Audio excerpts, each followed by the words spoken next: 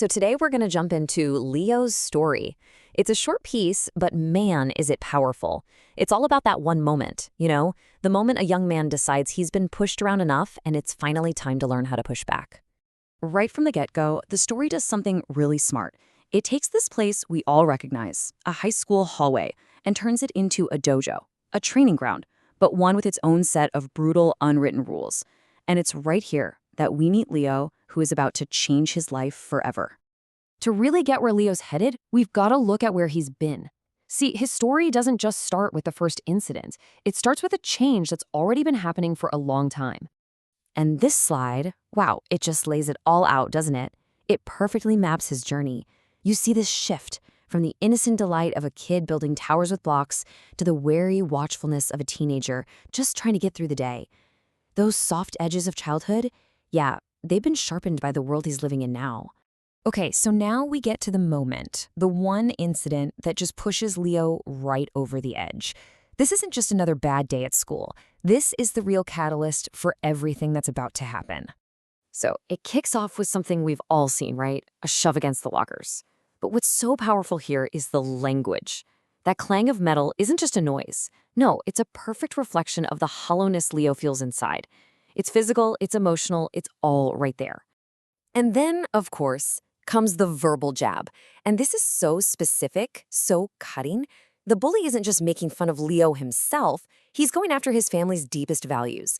Calling him the politician's kid is like throwing the idea of fairness and diplomacy right back in his face.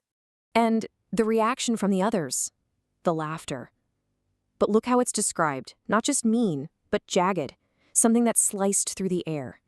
It's basically described as a weapon, something violent that's meant to isolate him and make that wound even deeper. So here's the thing. The story isn't just about what happened to Leo, it's about what's happening inside him. It's all about his internal struggle and the pretty devastating conclusion he comes to. The most telling word on this slide has to be familiar. That one word tells you everything you need to know. The hunched shoulders, the burning shame. This isn't some shocking new experience. No, this is his routine. He knows this feeling all too well. And you gotta understand, it's not like he didn't try to handle it differently. He did exactly what he was taught to do.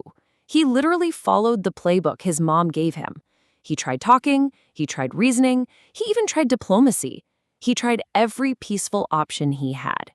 And what did all that effort get him? What was the big takeaway from trying to talk it out?